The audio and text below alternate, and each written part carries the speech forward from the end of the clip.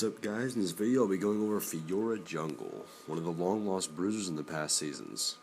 I decided after not using this champ since Season 2 that I'd hypothetically wipe the dust off of her and take her for a spin in the Season 3 jungle and see how she put out. This is the footage of that, and enjoy. Please, as always, excuse any slip-ups, word trips, or brain farts that I have going over the footage, as it is in fact live and on the spot. My build, my runes, and my masteries are all linked in the description, so if you want to take a look at them, they're there for you. Thanks, guys, and as always, enjoy. Alright, here we are on Summer's Rift yet again, this time with Fiora. Back in Season 2, I kind of liked Fiora because she was kind of underrated and overrated at the same time. More people than not had this preconceived notion that Fiora was basically useless in the late game, and they weren't wrong. They were, in fact, I believe they were right, because at Fiora's core, she is a right-click champion.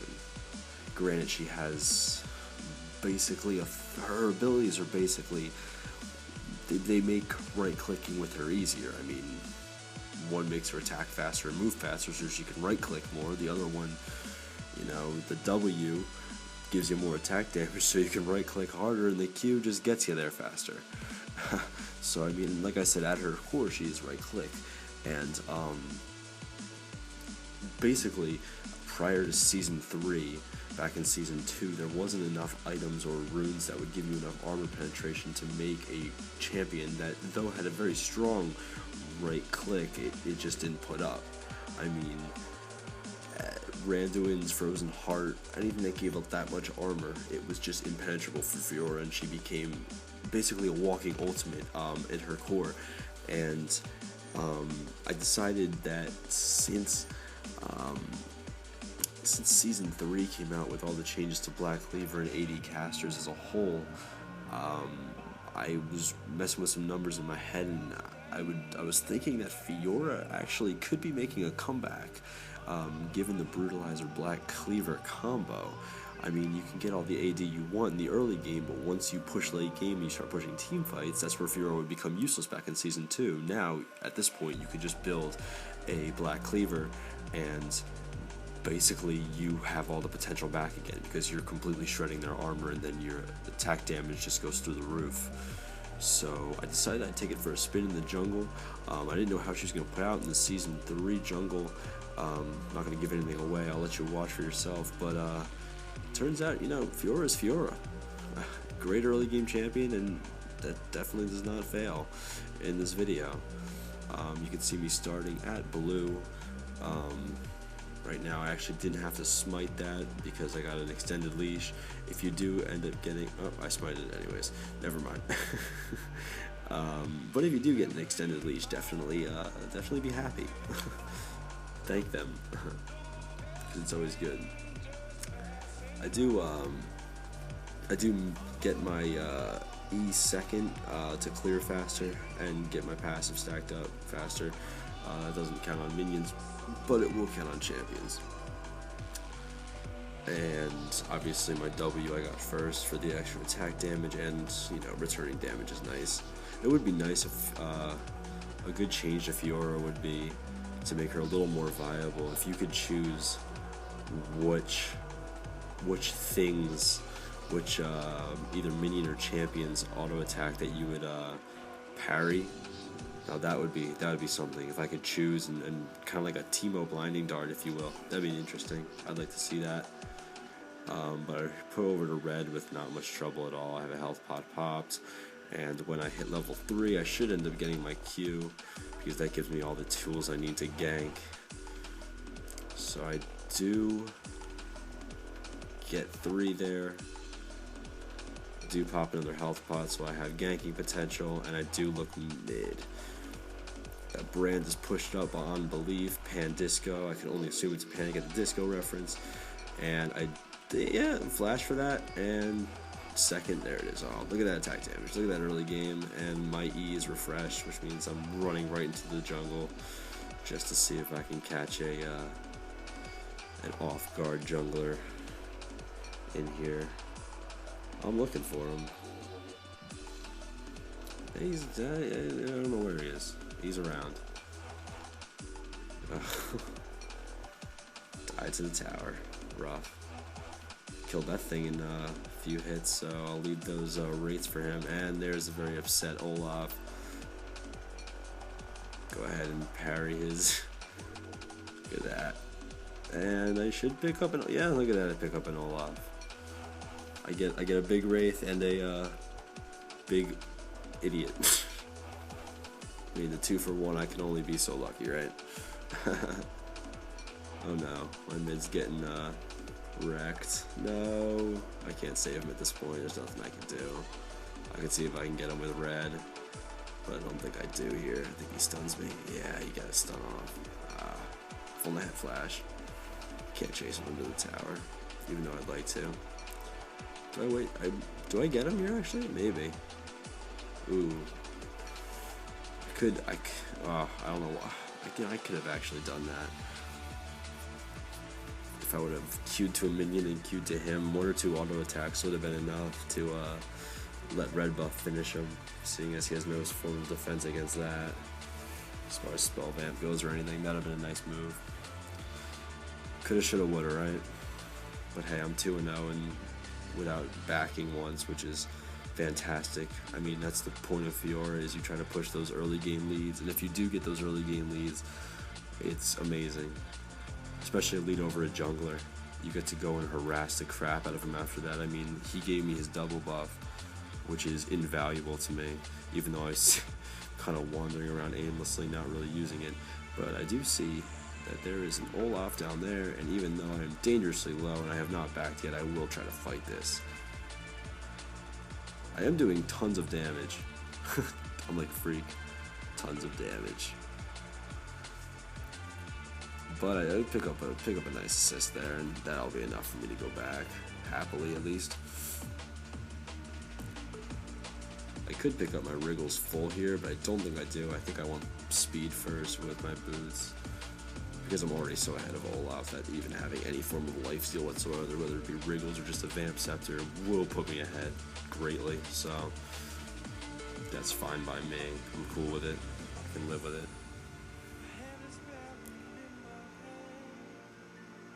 Oh, I guess I don't have enough for a Vamp Scepter after all. So yeah, I do the pots and wards. Look at me, buying a ward as Fiora. I deserve a medal.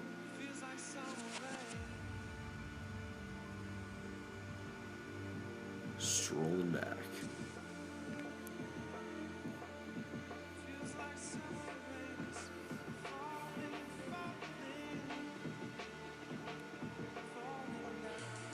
I thought my Garen here was yelling at me that I didn't gank. I yelled at him in Skype, but he cleared it up. He actually meant that he won.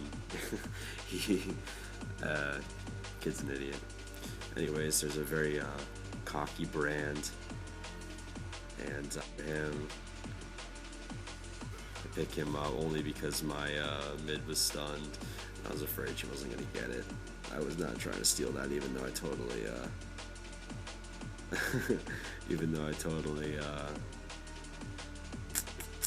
stole it there, basically.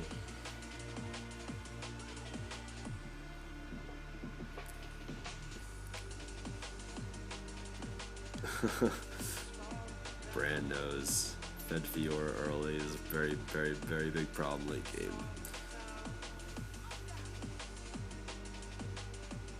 I think all of our lanes at this point, though, are doing really good.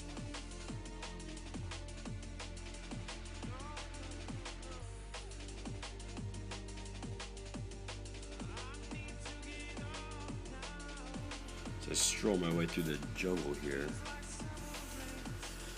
Pick up my wraiths. Oh, yeah, there's a Kali World. Look at that. Double at top. That's always a good sign. You always like to see that. It's 10-1 right now. I mean, Ryze's bot. He's a support.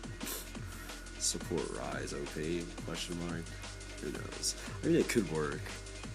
I mean, everyone laughed at the kid who jungle or supported his Fiddlesticks, but I mean, if you think about it, Fiddlesticks is everything a support needs.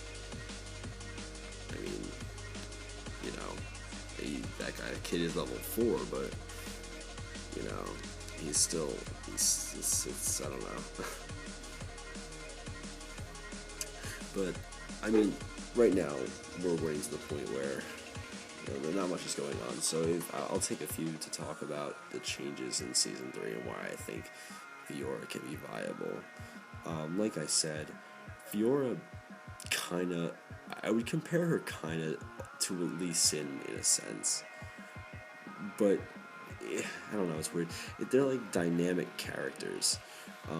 Fiora, in the beginning of the game, is kind of like Lee Sin, where her damage is through the roof, and anyone would be hard-pressed to try to stop her. Like Lee Sin in the beginning of the game, she's so strong and so basically ahead of everybody that she can, like, 3v1 your whole team, you know what I'm saying? But towards the end, her role changes. Fiora changes from that heavy, ridiculous bruiser, damage-wise, to more of a, like, I guess a walking ultimate is a good way to put it, but what she excels at is just hardcore assassination, in that you really just want to, you basically want to focus people out of position. If someone's out of position and you're Fiora, it's your job to late game capitalize on that. You need to be fed enough early game from all the times that you were basically just destroying all that fun you got to have in the beginning while everyone else was getting destroyed by you. Towards the end, they're going to start countering building you, and it becomes a serious problem. Unless, of course, you can basically try to, I guess the word is focus out of position, because Fiora's teamfight potential is really her ultimate. Anything else is just you auto-attacking your heart out. Your mobility isn't as much as it should be, and your damage is against people with a ton of armor, or basically a well-protected AD carry. A Fiora, even if she's good, is hard-pressed to try to stick on that target. It is kind of a trouble. So your job changes to basically the early game fiend of the team to more of a, like I said, a position punisher. If they are out of position, you must punish them. That's basically how it works. And you will do great at that. But with that being said, you can't 1v3 like you could in the beginning of the game anymore. And anything with a Thornmail is your worst enemy. So stay away from it. As far as builds go with Fiora, if you're not jungling, so I'm going to disclude the Wriggles here. A lot of people, they see the new, especially low elo players, not to focus anyone out or anything, but what they like to do is they like to take an item like a Black Cleaver that's everyone's saying, oh my god, Black Cleaver OP, Black Cleaver OP, and what they'll do is they'll rush it. Rushing a Black Cleaver is wrong, unless your team is fighting team fights from the very beginning. The Black Cleaver is more of a team fight item. It's a later game team fight item. Your Brutalizer, you should pick up at level 1, or as fast as you can, rather. You should rush a Brutalizer, don't get me wrong. With that being said, you keep the armor penetration and the attack damage, save it for later, build something like a Bloodthirster, for example. A lot of people do that. A ton of people will buy the Brutalizer, go Bloodthirster, and then after that, finish with a Black Cleaver. Why? Basically because you're not team fighting yet, which means you don't really need to crush their armor. The early game armor pen should be enough to suffice, and the extra attack damage will actually be more beneficial to poking and wave clearing. Wave clearing is basically the name of the game when it comes to the earlier game. You want to clear those minions, and if you're jungling, clear the jungle faster with your sustain up, and basically just mow through everything. And then when you're forced to fight a team fight, you will have the sustain and everything. Whereas if you just built the Black Cleaver, you're not going to be doing as much attack damage as you could, and you're really only going to be super beneficial in a team fight where you're melting everyone's armor. Like I said, if you're not fighting team fights early, there's no reason to really have the Black Cleaver yet. So, yeah, that's a pretty good way to put it. Also, Trinity Force on Fiora. A lot of people are going Trinity Force. I don't like it at all. I think it's stupid, actually. But that's preference, I guess. I just don't think Trinity Force... I don't think there's enough to proc the Sheen on it to make it useful. I think like another Bloodthirster or something is what you're better pressed to have. As far as later game items, even before actually I build the Black Cleaver, I might even go a Last Whisper first, because the name of the game with Fiora is basically mad armor penetration. So I wouldn't be surprised if a person actually built a Youmuu's, a Black Cleaver, and a Last Whisper. It's not wrong. It is not wrong by any means. With that being said, it's not ideal. Yeah, that's basically the way to put it. That's the best way I could think to put it. You're not wrong. You're just, you're just going for that armor penetration. Survivability on Fiora is another big question, because she's one of the easiest focuses ever, and she must be focused, otherwise she will ravage a team. And her mobility is 0 without flash or ghost, so what do? What I would suggest is to have a support with a Shirelius or any kind of mobility enhancer, if you will, i.e. Thresh just came out. That's nice to pull the safety if things get in trouble, or I don't even know, a Zillion, or more mobile in a team fight, so if she needs to get out or get on somebody faster, she can without being locked down too hard. That's another reason, by the way, why Merc Shreds are almost essential. Don't go attack speed, don't be one of those guys. Go Merc Shreds. So that tenacity is necessary, 100%.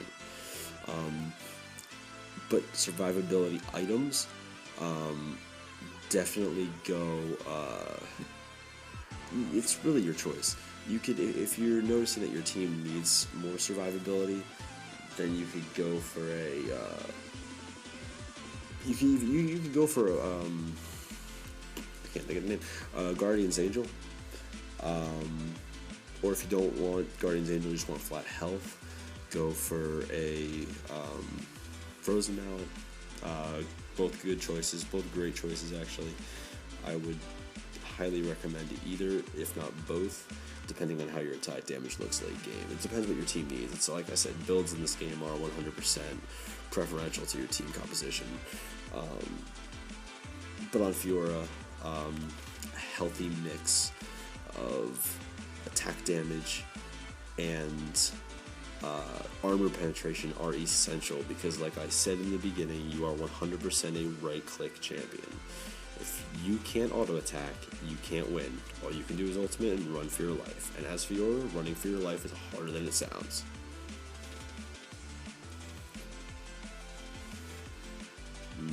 Trying to think. I did mention that Fiora is a dynamic character. Like I said, her role does change. I don't know if there's any really good team fights right here where I actually have to focus something or cut out. If you're noticing, what I do is I capitalize on people being out of position. I've did that a couple times. You saw with that Olaf a second ago. I found him out of position and absolutely ravaged him, which was nice. I actually think in this video I did rush my Black Cleaver because I jungled and I picked up a Wriggles first, so I wanted to be the guy that got the Black Cleaver on the team for the Garen and the Ashe, because basically the laning phase is kind of over early for us because of how fast we were winning this game. So I wanted to put us even further ahead. And plus I have 180 attack damage right now, which is actually pretty good. It's on the low side, but with that being said, it's enough. Got a second rank on my ult there, which is nice. I mean, I think when you ult, I actually didn't remember checking this, but I think, yeah, it has to be. When you ult, it applies Black Cleaver stack, so you're bouncing around the whole team. Your Ashe or your AD carry is just gonna tear into these guys.